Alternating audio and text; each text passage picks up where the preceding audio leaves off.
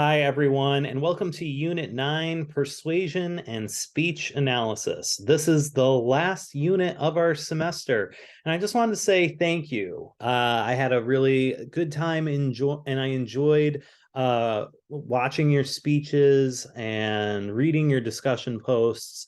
When you take the course seriously and you put in the time and effort, it's a pleasure to get to watch your speeches, read your posts, and see the work that you did. So I just wanted to say thank you, and I hope you guys were able to take away some stuff from this course. Let's jump into Unit 9. I will share my screen.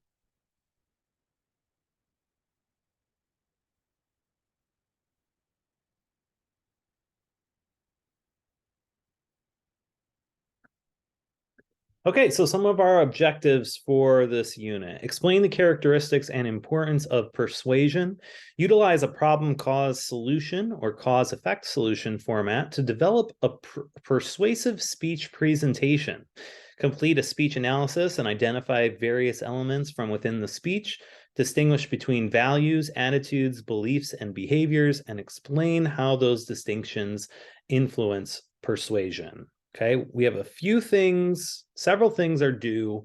We don't have a lot of time to do them, but I have faith that we'll be able to get this done, and I'll try to help organize you so that you stay on top of these due dates, okay? Some of our due dates, we have an activity, a persuasion activity that's going to be due on Friday. It's fairly easy. I think you can knock it out on Wednesday. The persuasive speech, that's going to be due on Saturday. That's going to be the most labor intensive, most work and effort that you're going to have to put in is going to be with that persuasive speech. You've got a discussion post, just like you've done before. That'll be due on Sunday. A peer review of the other your classmates' persuasive speech, that'll also be due on Sunday. And I want you to keep in mind that Sunday, December 11th, it is the last day to turn anything in. Nothing will be accepted after December 11th. That's because on Monday the 12th, I will be grading the persuasive speeches and then submitting your final grades, and off they go. So everything has got to be in by the 11th. Nothing is going to get accepted after that. Congratulations, you've made it to the final unit of COM 100. In Unit 9, we're going to be focusing on persuasion and considering the different elements, theories, and characteristics that make up persuasion and persuasive speaking. In short, persuasion is the use of communication to shape, reinforce, or change the values, beliefs, attitudes, or behaviors of another person. Whether you are persuading someone in a romantic relationship or even persuading a potential employer to hire you for the job, persuasion is an integral component of our day-to-day life. This unit will start with a persuasion activity where you will select an item from your house to persuade us to purchase. As we progress through this unit, you will be asked to put together a persuasive speech. Through each of these assignments, consider your audience, your tone, as well as how you frame your points. Question: is this the most persuasive way I could be presenting this content? We all have the ability to influence others through communication. Focusing on these tools can have lifelong benefits. So our activity is the persuasion activity. Our assignments are the persuasive speech, the discussion post, and a peer review. Readings, you should be reading Chapter 13, Persuasion and Social Influence. So let's break down the unit. There's a lot here. We don't have a lot of time, but hopefully let me try to help you get organized here. This is probably one of the easier things to do. It's the persuasion activity. I say, get this out of the way. Our objectives with this: to allow students to practice persuasive strategies and appeals in a fun way, to help students utilize the 3 persuasive appeals of ethos, pathos, and logos, engage in elements of Monroe's motivated sequence. And if you want to know what that is, a quick Google search will be able to tell you. This is Monroe's motivated sequence. 1, 2, 3, 4, 5. Number 1, get attention. This involves calling the audience's attention to a problem. Number 2, establish the need.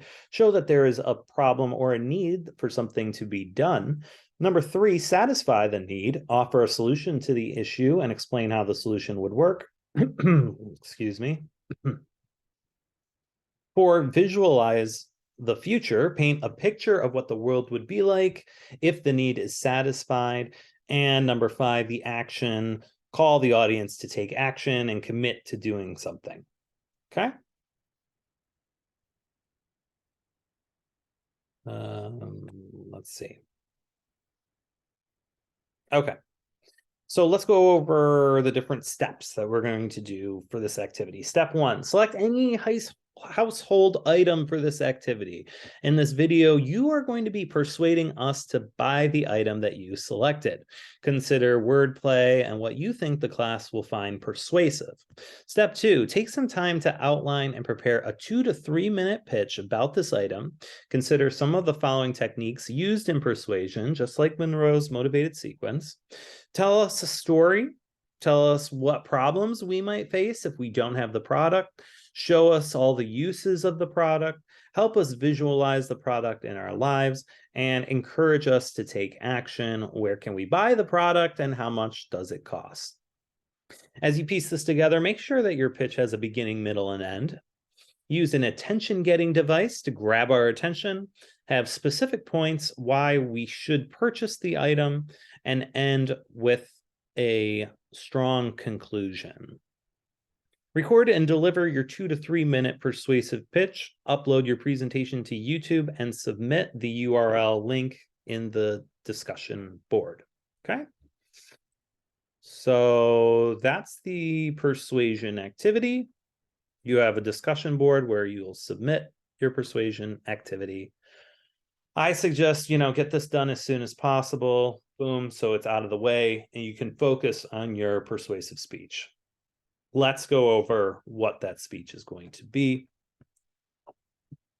The persuasive speech is due on Saturday, December 10th, and your peer reviews are due on Sunday, December 11th. Let's take a look at the persuasive speech overview.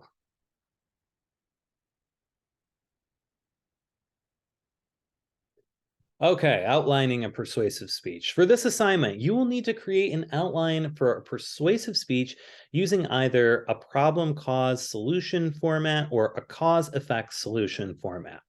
Both outlines are relatively similar, and you'll need to do some brainstorming to figure out which format you should utilize, but don't get too hung up on that. They're very similar, as I'll show you. Yeah. So beginning by selecting a topic that has social significance, but stay away from overused or overtly controversial topics like legalization of marijuana or abortion. Think about topics that would allow you to engage best with individuals in your class. The goal of this speech is for you to develop your persuasive abilities and to gain experience persuading your classmates to engage with your topic and solutions. You need to be well rehearsed, confident, and have strong organization within your speech. You will also be developing a slideshow to assist you during your presentation. An overview of the format. Introduction. You will start your speech with an attention-getting device that showcases one of your problems. You will then directly state your topic and explain why it is significant, relate your topic to the audience, and then offer a preview of your 3 main points. You got point 1. This is the body of the speech, okay? The problems or the causes. To persuade your audience, you need to establish that there are problems in the status quo.